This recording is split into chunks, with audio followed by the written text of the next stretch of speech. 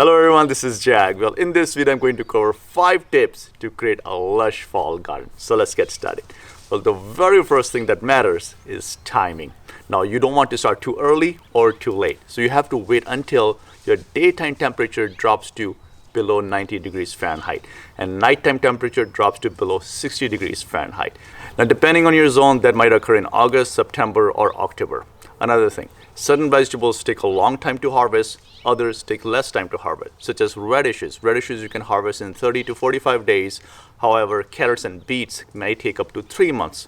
So you have to know your first frost date, which is also approximate depending on your zone as well. So in our zone 9 here, our first frost date is in the first week of December. Sometimes we get it early, sometimes we get it late, but keeping that in mind, I start my fall garden in the first week of September. Number 2, now for fall garden, you can start certain vegetables indoors while others are best suited for direct sowing. Now you can start kale, Swiss chard, broccoli, and other vegetables indoors. However, root vegetables such as carrots, beets, radishes, and turnips are best suited for direct sowing.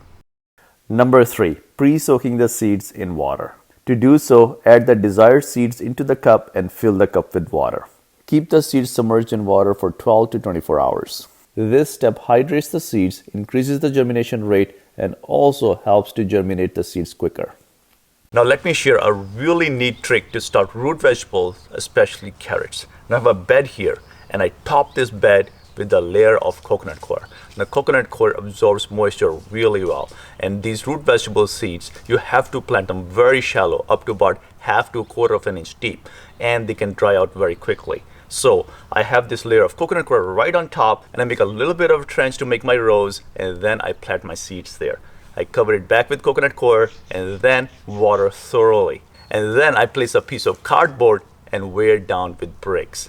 And I keep it like that for at least 2 days, and then I remove the cardboard. And the purpose behind this is similar to growing microgreens. You want to maintain the moisture, humidity, and also encourage roots to grow deeper. And weighing the seeds down for first 2 days does that exactly.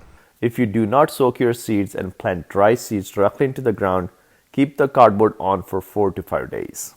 This video is sponsored by All About the Garden. Now, All About the Garden sells these Charles Dowding seed starting trays. These are very sturdy trays and they have a bigger hole on the bottom, so the plants just pop out when you push them with the thumb from the bottom. This is a really easy way to take your plants out without damaging the roots. They also have a bottom watering tray, so you can water your plants from the bottom up. Now, All About the Garden sells these trays in many different sizes to accommodate many different types of plants. These trays are really sturdy and they will last you year after year. If you're interested in purchasing this product, I'll leave a link to this product in the description of the video. Tip number 4, you must have loose soil and your soil must have a lot of organic matter. Now, the best way to do this is to plant on berms or plant your carrots, radishes, and even your brassicas in a raised bed. I fill my raised beds with compost and worm castings, and I also bury kitchen scraps in my raised beds as well, and I have a couple of videos regarding that as well, so check that out if you're interested. All of this helps to add a lot of rich organic matter into the soil, keeps the soil living, and also attracts a lot of earthworms into the soil, which helps to loosen the soil and also provide nutrients, which is a must to grow your fall garden, especially the root vegetables.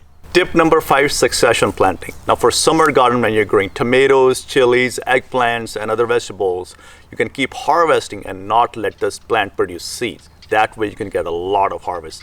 I made a separate video on how you can increase your harvest as well, so check that out if you're interested. However, for a fall garden, such as carrots, radishes, 1 carrot seed will produce 1 carrot. 1 radish seed will produce 1 radish. So how do you maximize your production in fall? You do succession planting. You start planting your seeds right when your conditions are favorable, whether it's August, September, or October, depending on your zone, and every 2 weeks, keep planting more seeds.